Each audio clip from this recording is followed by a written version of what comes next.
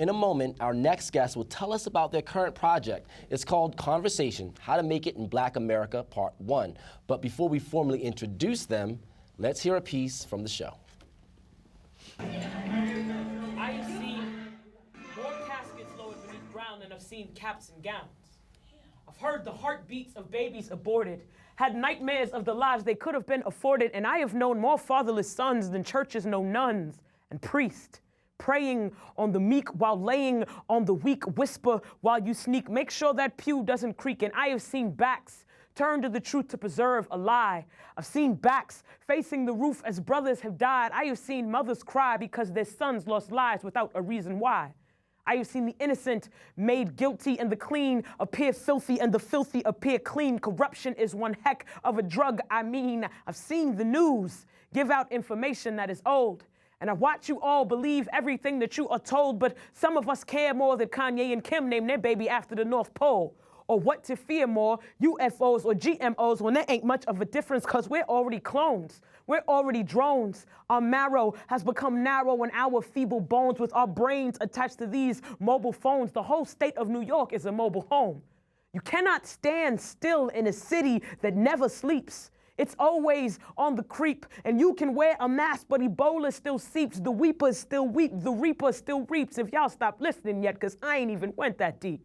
I've seen the nameless beg for names, doing anything for fame, while the homeless, they beg for change, but watch us say we cannot spare as we pull off in our range. That's why these days they're snatching people. No more use in snatching chains, but cops and crooks ain't that much different. They just do as they've been trained.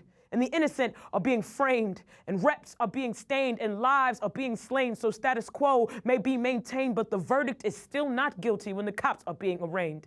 So much for global warming. I fear this earth is about to boil. I have seen what it is like to be caught in lost toil. You can shoot down teenage black boys and watch their dreams be foiled, but you cannot stand your ground if your skin resembles soil.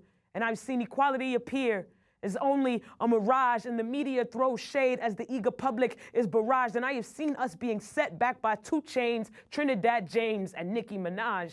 Right back into the minstrel it seems we've gladly delved. I've seen the support of exporters as the makeup leaves the shelves. They don't have to dress in blackface when we do that by ourselves.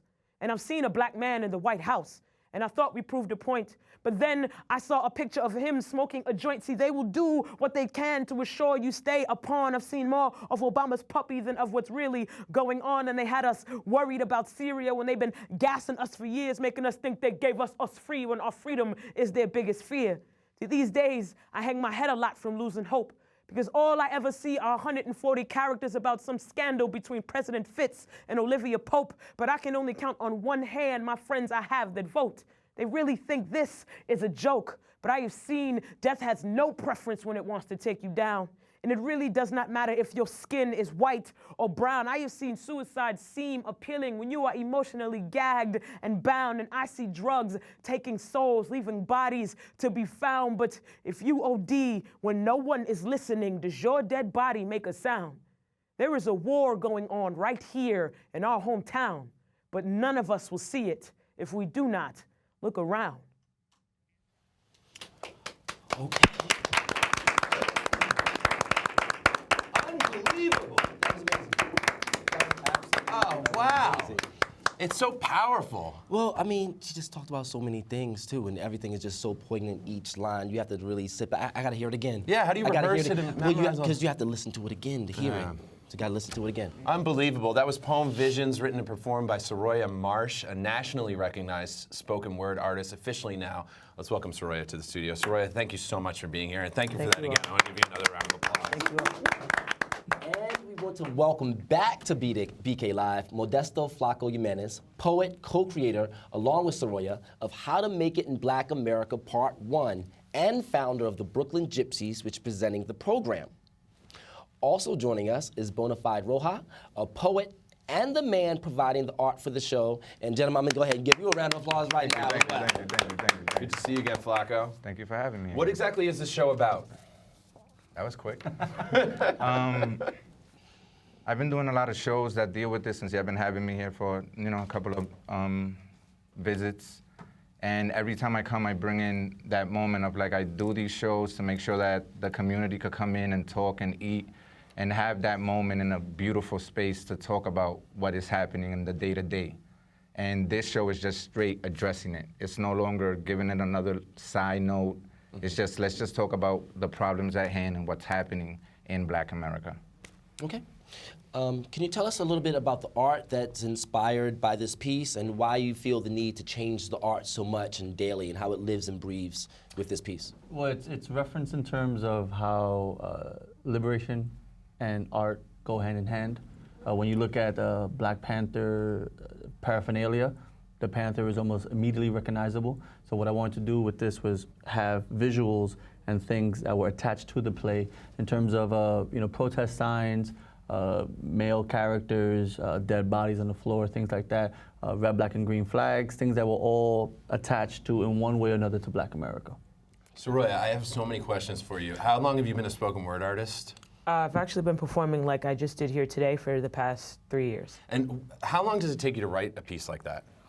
It can take me anywhere from 30 minutes to a month to a year. It depends. What is your involvement in this show? In the show, I am a co-creator. I am a poet, and I will be performing a lot of poems that are not only near and dear to my heart, but near and dear to the message of actually how to make it in Black America and conversation starters for that. Okay. How do you think this play sort of represents the current situation in America and globally? I firmly believe that opening this conversation and assuring our visitors, our participants, that it is a safe space allows everyone to know that this is a place where they can speak on anything that is weighing heavy on their hearts. And until Black oppression itself is null and void, is a non-factor, this conversation needs to continue happening, and I'll bring it to every forum and every venue that I can until then. Okay. Now, Flacco, what is it that you want the audience to take away from this play when they come to see a performance? To carry on with the conversation, pretty much, to know that it doesn't end after the show ends. It's a conversation that needs to happen. It's not like we have the answer. What is the answer? It's let's swim in this pain of this conversation, because it's gonna be painful. And let's carry it on, because it needs to start. And in terms of the visual art aspect of this, what exactly are the images? What story are you trying to tell through the images that you picked? Well, Flacco, go ahead. Through the projection is the day-to-day that social media and everybody keeps throwing on, and all these Facebooks and Instagrams, is addressing the reality of the pain that, look, this man just got choked, and you're watching this video and everybody's acting like you've already been desensitized, you watch it so much, and you're just like, oh yeah, another death. It can't just be another death. It needs to be addressed. So through the visuals, you're seeing it and it's hitting you. And I hope it makes you want to talk to us throughout the show. Okay.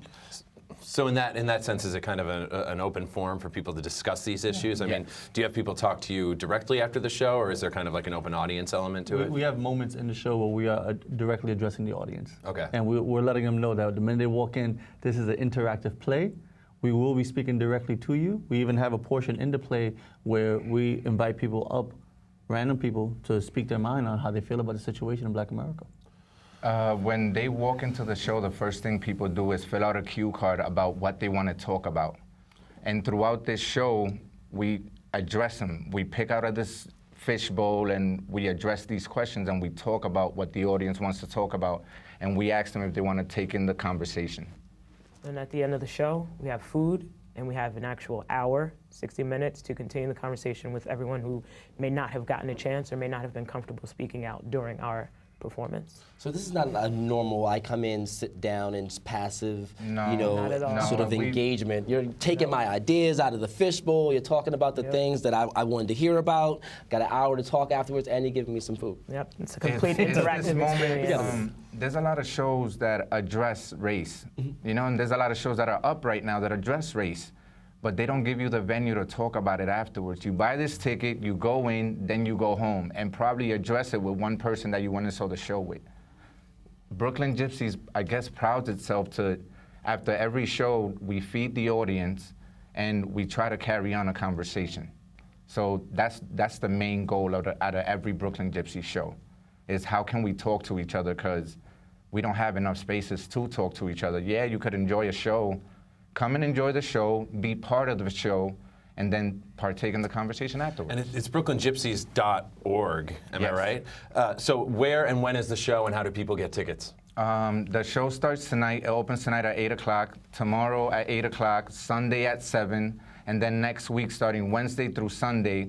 The Sunday show is at 7, but Wednesday through Saturday is at 8 p.m. So 2-week run at Jack on Waverly between Fulton and Atlantic. You know, Jack. I want to congratulate all three of you on bringing another great production to the stage. And Soraya, thank you very much for that performance. It's just excellent. Thank you for welcome. inviting us over Oh, again. for sure, of course, Flacco. You're my boy. Absolutely. ready. And you'll be back.